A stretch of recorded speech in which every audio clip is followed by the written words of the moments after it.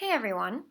Today I wanted to cover some basic political ideology terms that usually end up getting kind of confused between other terms, and these are the ideas that are not party related.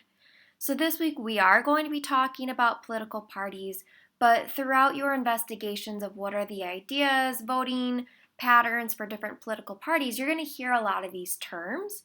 So I want you to truly know, like, what does it mean to be conservative or liberal? Is that referring to a specific political party? And so I just wanted to clear all of those ideas up for us. So, when we start looking at political ideology, right, again, we are not looking at parties, how we're voting parties or organized political parties. We're looking at party ideology or political ideology, where it is on a compass or a scale. So, these pictures that are here on the right hand side show us our different axes, and what it is going to refer to. So on our x-axis here, this is the one that's going left to right. You can see economic left, economic right on the labels. Again, this is a scale. So you can align anywhere in between there. You can be extreme to the right, extreme to the left, moderate, or somewhere all in between. It's a scale. This is relating to your economic policies. So this is about your spending. What are your ideas about how we should spend money as a country? Typically, this is going to relate to legislation talking about taxes, government spending policies, things like that. Now, on your y-axis, this is the line that is going up and down. We see the two terms authoritarian there at the top, libertarian there at the bottom. This is the political ideology of social involvement, government involvement. How involved with decision making should the people be, should the government be? So the terms that we see here, authoritarian at the top, that is the idea that government is making all decisions, right? That's the extreme view of authoritarian. Government leaders are making all decisions. There's not a whole lot of citizen involvement there. At the bottom of that scale, okay, so bottom of our compass there where it says libertarian, that is the political ideology that there shouldn't be government involvement. Citizens should be making the decisions. Citizens at local levels, your local governments, your state governments, rather than having a large federal overreaching government. Those are the ones making your decisions. Again, your ideas are there on a scale, so you can be of the beliefs of libertarian or far up on the authoritarian scale, or you could be a moderate, somewhere in between on those scales. Now, we actually have a z-axis for a political compass. If you've taken some of those higher level math classes, you've probably seen this in equations, but your z-axis can be considered instead of left, right, up, or down, it's going to be forward or backwards. It's kind of hard to show on a 2D plane, but the image that you see there, bottom right, where you got labeled X, Y, Z, that kind of shows you again where we can move along the line there. Our Z-axis is radical or conservative. Again, we're not even talking about political parties right now. We are talking political ideology. Radical is the idea that we should be implementing policy changes very quickly, and those policies are probably going to be more dramatic. Conservative ideas is that we should probably stay with the status quo. We like slow change over time. That's what's going to be preferred. So all of those different ideologies, again, they're on scales, and you can fall along that scale in a lot of different ways. So you can be the idea of we want to be spending a lot of money, which is typically economic left, to add in social supports, but we want government to make all those decisions for us. Okay, that would put you in the top left quadrant there of authoritarian left. Or your belief is we don't like spending public money, we don't like adding taxes, anything like that, and we also don't want the government to be making those decisions for us. That would fall along the lines of more libertarian right.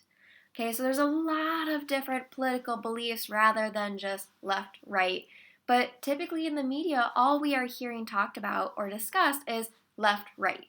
What does that mean? Is that authoritarian? Is that libertarian? Is that radical? Is that conservative? So with that in mind, again, I wanted to show you what that XYZ plane can kind of look like. Maybe this image can give you a better idea of what we're talking about here in terms of that XYZ. Okay, your Z is not diagonal, as some people think at first. Your Z is coming towards you or going away from you, versus that X, which is left, right. Y is up or down. So I wanted to share with you some pretty common, again, non-party terms. My hopes is that you will be looking up political party ideology this week, and a lot of times people use these terms incorrectly. So I want you to know specifically, what are these terms that I'm coming across? How does this then relate to party beliefs, systems of voting, things like that? Okay, so conservative. Conservative does not have to mean someone who votes for the right side or someone who's Republican. Even though the media and a lot of our social conversations like to merge those two ideas together, they're completely different. Okay, you can be a conservative left, you can be a conservative Democrat. Conservative does not mean Republican. So when we're looking at the term conservative, typically it's liking little government involvement, preferring that state, local government decision-making process. Okay, more days when we talk about social conservatives, that is the belief of upholding those traditional morals and values. Again, it goes back to the idea of we like the status quo, let's keep things the same. If we are going to implement change, it should be slow and over time, not quickly, not major changes. Another term is liberal. Okay, again, that's another term that somehow has gotten attached to political party voting patterns. Liberal does not have to be attached to a certain political party. Okay, liberal is that government involvement for social and economic policy. It's liking a little bit more government involvement. We like having social policies, economic policies. Another term that you might hear is progressive. Okay, progressive is just the idea that we should be addressing wrongdoings of the past. Okay, progressive is more of the idea that the government should be addressing those past wrongdoings, making remedies for maybe misjustices that have happened in past. Okay, and then radical. Okay, radical is again asking for dramatic change. It can be left or right. It can be Democrat. It can be Republican. Radical, again, is not tied to one party. Okay, radical is just someone who likes dramatic change. So as we get into taking a deeper look at different party beliefs, different party ideologies, there's a list of things I want you to remember and to keep in mind. Okay, because everyone thinks that they're a political scientist nowadays, but we really want to be digging down and analyzing how do people form their beliefs, how has that impacted political party systems, and what does that mean as then you go out and become a citizen and you're trying to decide, who do I vote for? What do the party taglines underneath their name mean? So as you get into diving deep into political parties, I want you to remember, ideology is a scale. You can be anywhere on that line. It's not just this or that, okay? Your community, your family, your social circumstances have all influenced political ideology. So this is one of those ideas where we want to have empathy for the people that we're looking into or people that we're voting for.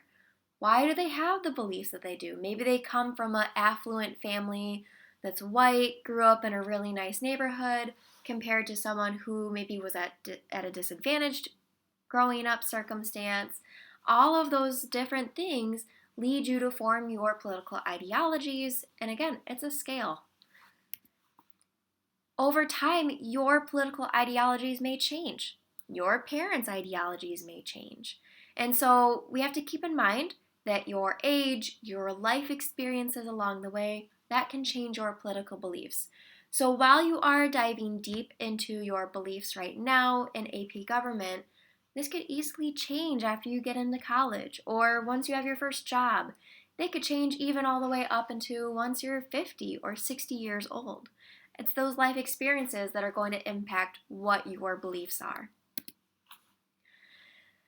Something that people don't always realize is that your personal and your political beliefs can be separate.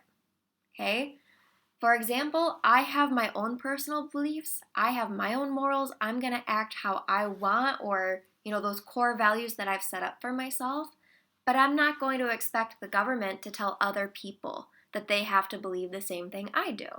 Okay, so those personal and political beliefs can be separate, or if that's how you want to see politics, is that I feel this certain way, so I'm going to vote this certain way, and I want people to keep voting or live how I have my morals set up, that's fine too. You just have to decide, where am I going to get my voting influences from? Okay? Do I want people to act how I act? Do I want my government to impose laws or legislation to ensure people are acting the way I do? Or are those two separate things in your opinion? Just something to think about there.